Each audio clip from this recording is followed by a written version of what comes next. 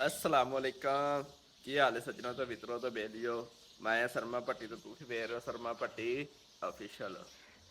अच्छा सज्जनों तो मित्रों बेलियो, अज मैं क्या जरा को अपने भरावां सज्जना नाल जरा को एक अज गल शेयर कर ला।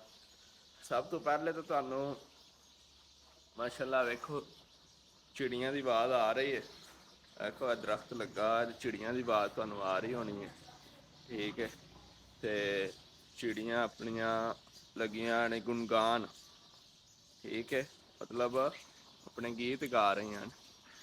तो वेखो, तो होर अज दूसरी गल ये सी, अज सी 1 मई मजदूरों का दिन है। ठीक है, तो मैं तो कहना वा मजदूरों का की दिन है। गरीब मजदूर वो ने साडे पाकिस्तान दे विच किहड़े रोज़ाना कमान ते रोज़ाना खांदे ने। ठीक है, अगर वो एक दिन ना ना कमान एक दिन तो वह रोटी नहीं खा सकते। लेकिन ये सानू मजदूर डे मजदूर नहीं मनाना चाहिए, लेकिन साडे हुक्मराना मनाना चाहिए ताकि वो ताकि वो अगे ना ज़्यादा अपनी ज़िंदगी ना बसर कर सकें। ठीक है, ऐशी ज़्यादा कर सकें। मजदूर डे गरीब मजदूर की है, मजदूर वो ही है, मतलब जेड़े अपने पेट की खातर नहीं लेकिन अपने बच्चों की पेट की खातर वो पता नहीं की कर जाता। लेकिन उन्होंने वो करना पैंदा। क्यों करना पैंदा? क्योंकि वो अपने बच्चों अपने बीवी बीवी नू वो तां ही पाल सकता है, तां ही उन्होंने रोटी खवा सकता है अगर वो रोज़ाना अपनी मेहनत करेगा। केड़ा बंदा रोज़ाना 400-500 की दिहाड़ी लाता है, ठीक है, वो की छुट्टी करेगा?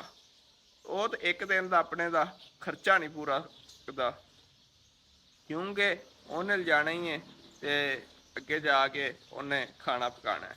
तो अगर वो छुट्टी कर लेगा तो वो की करेगा? एन जी हजरत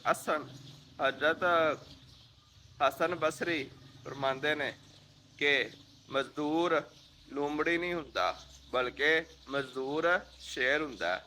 क्योंकि वो शेर तां हुंदा क्योंकि वो अपने मालक नहीं खुआ रहा हुंदा। ठीक है, अगर वो काम करता है तो अपने मालक को फायदा देता। ठीक है, वो मालक भी नहीं काम उहदा पसंद आता। ठीक है, तो मतलब एक मिसाल है, तुम मकान लै लिया, मकान बनाना है तो मजदूर नहीं बनाना है ना। ठीक है, तो अगर मजदूर ही नहीं सही बनाएगा तो फिर मालक को मकान की आना है? मतलब मालक मकान बनाता है मजदूर को, मजदूर ही सारा कुछ करता है। तो अगर मजदूर चंगा काम करता तो मालक को पसंद आता, मतलब अगे उनका चंगे पैसे विक जाना, उन्होंने फायदा दे जाता। तो तां हसन बसरी कहते ने किहड़ा ना मजदूर वो अपने मालक को भी खुआंदा है। ठीक है, तो साडे पाकिस्तानी हुक्मराना थोड़ी जी ना आनी चाहिए है ताकि वह मजदूरों की मदद कर सकन। तो नाले साडे कड़ा मजदूर तबका है ना उनकी मतलब उन्होंने कोई रोज़गार चंगा फ्रहम कर सकन ताकि वो तां ही ना यह मजदूर डे बना सकते हैं।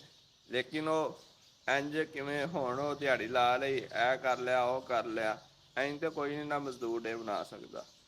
तो साडी अल्लाह ते अल्लाह दे मतलब अल्लाह की बारगाह च दुआ है कि अल्लाह ताला साडे हुक्मरानां नूं तौफीक दे। तो साडे चैनल नूं सबसक्राइब करया करो, लाइक करया करो, शेयर करया करो।